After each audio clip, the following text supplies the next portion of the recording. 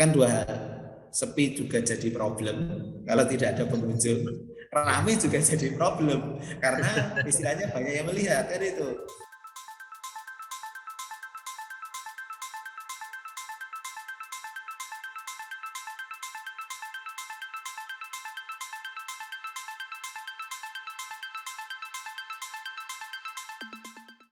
Baik Pak, mungkin saya izin bertanya juga nih sebagai generasi muda.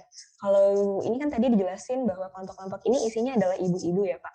Apakah di Desa Girilayu sendiri tuh adakah anak muda yang tertarik untuk membatik juga dan mengikuti untuk membuat batik dan segala macamnya?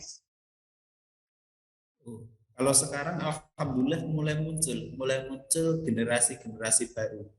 Jadi kemarin bahkan ada yang mulai rekrutmen anggota-anggota kelompok itu yang ada yang bahkan sekarang itu masih bujang, itu dia sudah berminat gitu. Kalau dulu kan tetap yang sepuh-sepuh itu udah pungkiri mereka sudah biasa membatik itu. Tapi kalau sekarang itu sudah mulai banyak anak muda yang mulai ikut bergabung.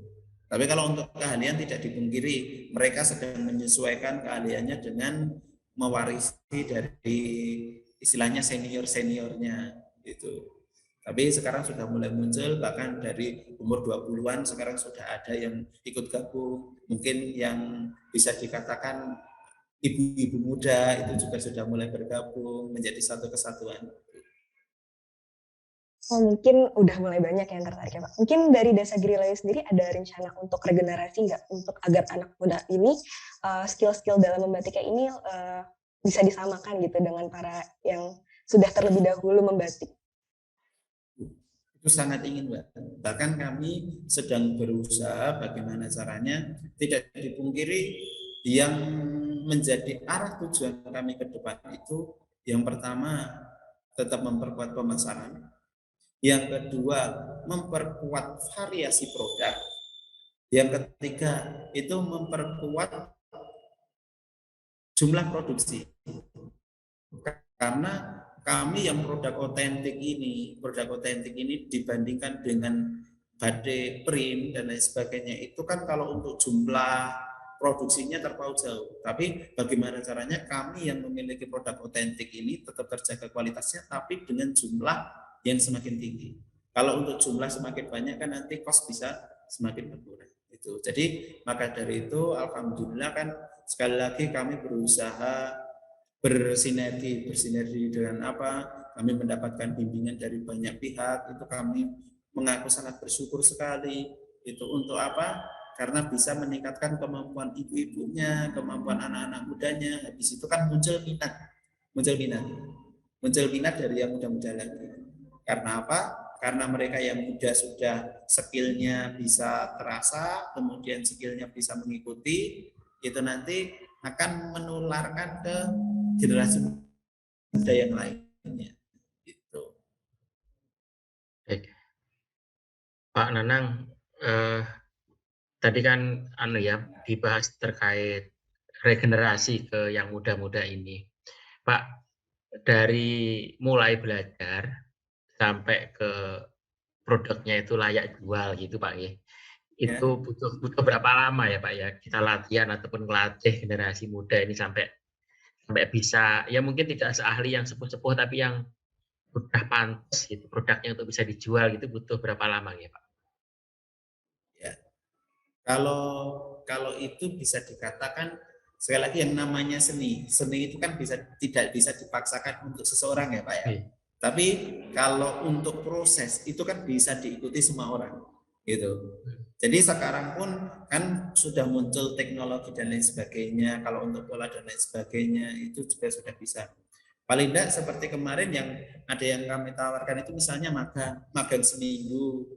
Magang seminggu itu untuk apa? Pertama baik dari pengenalan, kemudian untuk proses pencantingannya.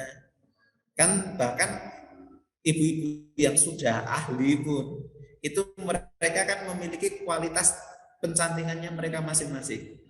Ada yang sudah ahli itu cantingannya lembut, halus. Ada yang cantingannya masih keluasannya beda gitu. Nah, kalau untuk yang baru belajar dan lain sebagainya, itu biasanya pertama mereka dimulai untuk terbiasa gitu. Tapi sekarang tidak memungkiri kalau untuk satu produk jadi pun mereka yang istilahnya kilat, berusaha kilat seperti yang sedang kami usahakan ini kan untuk edukasi yang anak-anak sekolah. Edukasi anak-anak sekolah itu sekarang sudah dalam waktu 1 hari itu sapu tangan itu sudah jadi. Gitu. Jadi baik dari nol sampai jadi. Tapi tidak dipungkiri itu kan baru mengenalkan mereka. Kemudian kalau untuk muda-muda yang tetap ingin menjadi ahli atau paling tidak bisa dikatakan bisa, itu bisa mungkin di sini belajar dari nolnya sampai jadi itu biasanya seminggu atau mungkin minimal itu 3 hari. Kalau 3 hari itu paling tidak mereka tahu gitu. Tapi sekali lagi kalau untuk bakat seni itu akan dipengaruhi oleh kreativitas mereka masing-masing. Di sini tujuan utama kami bukan cuma profitability tapi tetap pelestarian budaya. Semakin banyak pelestari budaya, batik akan semakin lestari. Gitu. Kalau ilmunya itu disimpan sendiri kan nanti kalau yang sepuh-sepuh sudah ganti generasi kan batiknya juga berganti. Gitu. Ya, Pak. Saya kalau lihat batik tulis itu ada yang saya penasaran itu Pak. Kan mesti bagus Pak ya, bagus terus kemudian unik, nggak ada yang ngembari gitu ya. Tetapi mahal ya Pak ya, mahal. Kadang saya tertarik begitu, kemudian lihat harganya kok kadang sampai 1 juta lebih, kadang 2 juta lebih, hanya baru kainnya gitu ya. Belum sampai biaya menjahit gitu. Nah Pak, kami itu penasaran sebenarnya dalam satu kain batik yang jadi itu sebenarnya yang apa ya Pak, biaya yang paling mahal itu pada biaya apa Pak? Sehingga batik tulis ini memang karena itu sebuah karya seni Pak ya, memang kalau dihargai wajar, dihargai mahal sih wajar ya. Namun kalau dari segi biaya begitu sebenarnya apa Pak yang paling besar dari satu kain batik itu? Kalau untuk yang paling mempengaruhi itu proses pengerjaannya, Pak. Jadi kain batik itu bisa dikatakan tergantung desain, tergantung kerangkatan motif dan lain sebagainya. Untuk pengerjaan yang lama itu mempengaruhi cost dari produk itu. Jadi itu juga menjadi catatan penting untuk kami. Catatan penting dalam hal apa? Karena yang kami sasar sekarang itu kan bukan cuma untuk segmen-segmen tertentu. Agar apa? Agar batik itu bahkan bisa masuk milenial. Seperti Bapak tadi kan bisa dikatakan harganya kok sampai segini dan lain sebagainya. Karena apa? Bisa saja motif batik yang sama kita buat pola motif pola yang sama dibatik oleh 2 orang yang berbeda, harganya bisa berbeda. Karena sekali lagi itu setiap pembatik mempunyai tingkat ketelitian dan tingkat goresan kehalusannya mereka masing-masing. Gitu. Jadi kalau misalnya yang pesanan, saya pesanan harga sekian dengan motif sekian bisa enggak?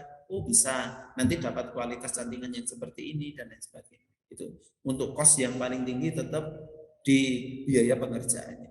Gitu. Ya pengerjaan yang Pak ya sampai mencapai sebulan itu Pak ya. Ya. Kalau tinta itu murah Pak nggih? Tinta untuk batik itu. Malam maksudnya. Malam. Ya. Kalau untuk malam itu tidak ya tetap pengaruh kalau semakin dekat kan malam semakin banyak gitu. Baik. Tapi sekarang itu untuk hal-hal itu kan menjadi problema utama. Orang yang mau beli kan pasti lihat harga. Ya. Walaupun kadang sudah cocok dengan motifnya, tapi kalau ini dengan apa itu namanya harganya saya belum jodoh kan itu bisa lah. Kalau untuk itu sekarang kami sudah berusaha mempivot bagaimana caranya itu dengan peningkatan skill ibu-ibu yang skillnya semakin meningkat, ada hal-hal tertentu yang bisa kita sederhanakan dan lain sebagainya, tapi tetap tidak merubah pakem, itu kan akan menghemat kosnya itu. Kemudian bahkan sekarang itu kalau untuk milenial itu kan mereka pakai yang pakem itu kan terlihat saya dengan mendesain seperti ini saya masih belum sreg. Kemudian muncullah batik-batik kontemporer baru. Itu. Jadi kami tidak menutup mata juga dengan kebutuhan pasar. Karena apa? Karena di satu sisi pelestarian budaya batik ini bukan cuma milik kami, tapi milik semuanya. Pak, untuk tadi Pak ya, misalkan kami ini mau pesan gitu. Ini Ya. Bu Ninit ini punya ide Pak, mau dibuatkan Ya. batik lab, ini mau bikin batik itu. Batik lab itu batik seragam lah, ngoten ya Pak. Kita Iya. kumpulan ibu-ibu pengajian, arisan, bikin batik seragam gitu ya. Nah Pak, kadang kan mengrajin niku kesulitan permodalan gitu. Jadi harus beli kain dulu, malam dulu gitu.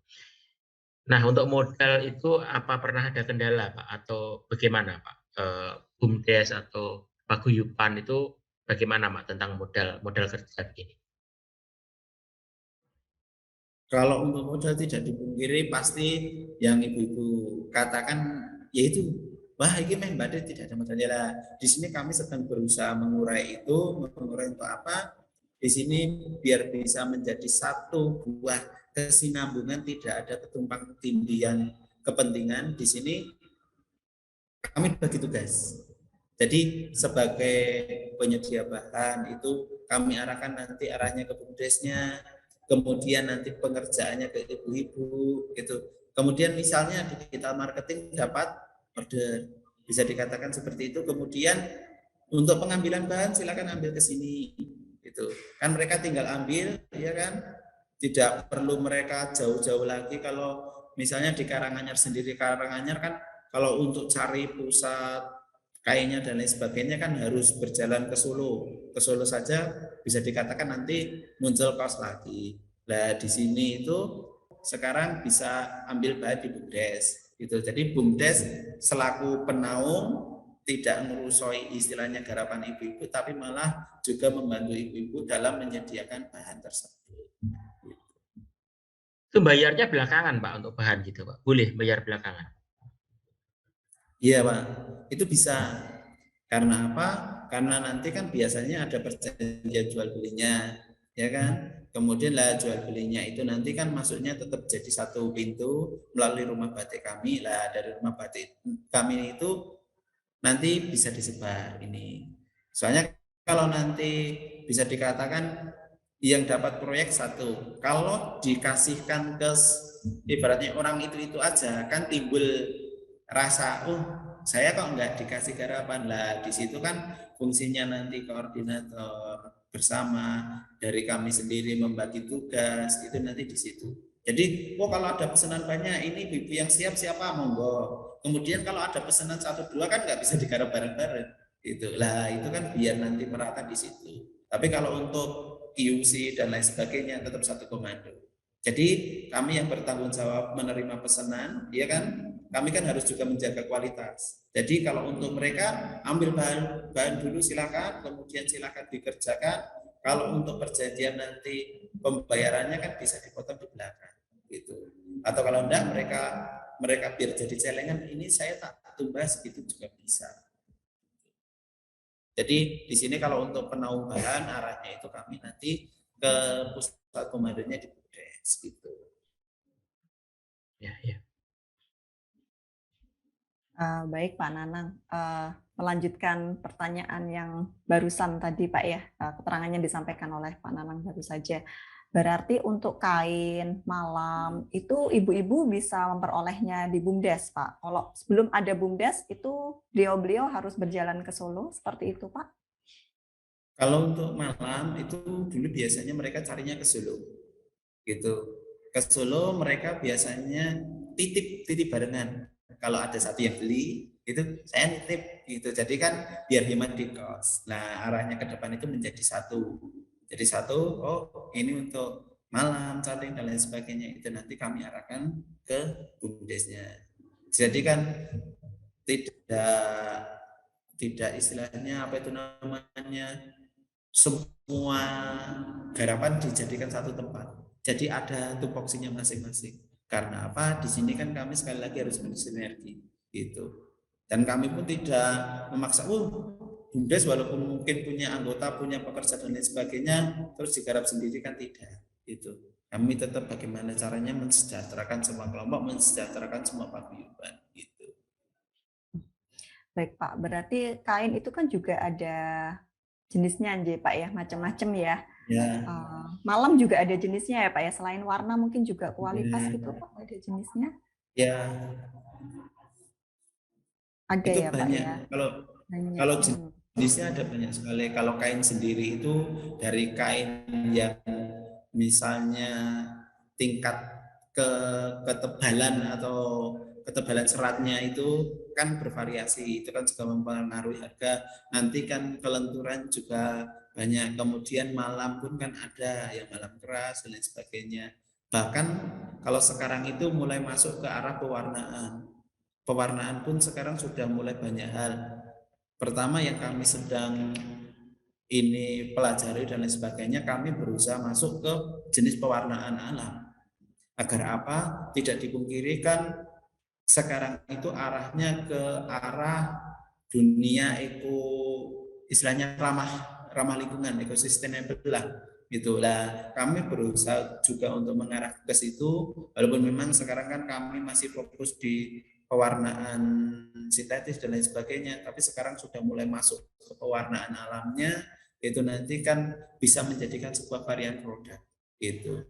Jadi kalau untuk pewarnaan sintetis sendiri juga ada banyak jenisnya seperti rimasol, naftol dan lain sebagainya. Kalau bahkan sekarang pewarnaan alam yang menggunakan daun-daun dari alam itu sekarang juga sudah mulai kami pelajari. Jadi banyaknya variabel itu nanti yang kami arahkan kan bagaimana caranya menjadikan sebuah standar agar apa? Agar apabila ada pesanan dan lain sebagainya atau mungkin garapan itu kita memiliki sebuah, pertama bisa menekan biaya, kedua bisa memuaskan konsumen itu. Baik Pak, kalau pewarnaan alam itu apakah dari sisi proses lebih lama untuk mendapatkan pewarnaan alami tersebut, dan dari sisi biaya bagaimana Pak ya dibandingkan dengan yang bahan sintetis, bahan kimia atau bahan buatan? Kalau untuk segi prosesnya itu lebih lama dari yang sintetis. Kalau sintetis beberapa kali celup sudah keluar warnanya. Kalau untuk pewarnaan yang alam itu celupannya kadang bisa sampai 15 kali, 20 kali dan lain sebagainya. Karena apa?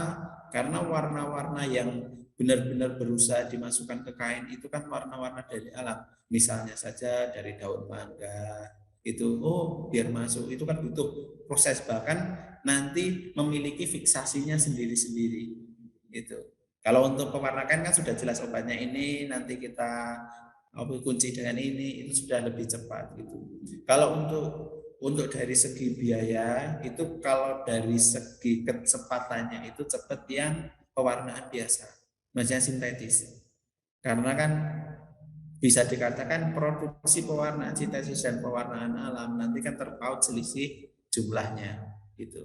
Sebenarnya dua ini bisa dikatakan sama-sama saling mengimbangi itu. Pak Nanang, kalau misalkan gambaran kasar ya Pak ya terkait bahan baku. Tadi Pak Nanang menyampaikan kain itu banyak sekali jenisnya, bisa dilihat dari kepadatan seratnya, ketebalan kainnya, kelenturan dan lain sebagainya. Kalau jenis kain sendiri ada Pak kira-kira lebih dari 30 jenis kain kalau kasaran begitu Pak? Kalau sampai itu ada ya Pak? Atau lebih itu mungkin kan Pak? katun dari katun sendiri itu kan ada mereknya itu. Jadi merek itu kan mempengaruhi, pertama lebarnya, ya kan? Karena ada beberapa kain itu yang mereka itu misalnya, saya lebarnya 1,05 saja, 1 meter lebih 5 cm. Ada yang lebarnya itu, saya 115 gitu. Kemudian di situ nanti kan dari seratnya itu kan bisa dikatakan nanti, ini buat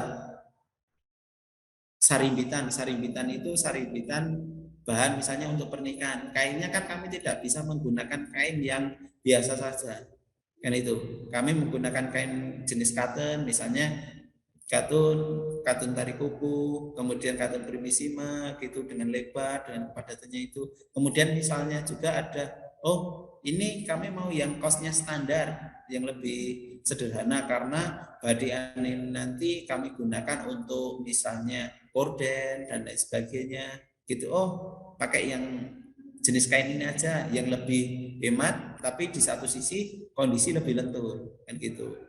Jadi kami bahan ini nanti menyesuaikan pertama kebutuhan konsumen, kemudian menyesuaikan produknya gitu. Kalau untuk jenis-jenisnya kami tetap carikan ke pabrik itu ada beberapa jenis pilihan gitu. Baik. Itu baru kain Pak ya, belum lagi warna ya Pak ya, banyak sekali ya Pak ya. Gitu. Iya. Misalnya muncul regulasi baru atau mungkin desa wisata baru, itu kami tidak menganggapnya itu sebagai kompetitor pun tidak. Jadi malah bagaimana caranya agar bersinergi.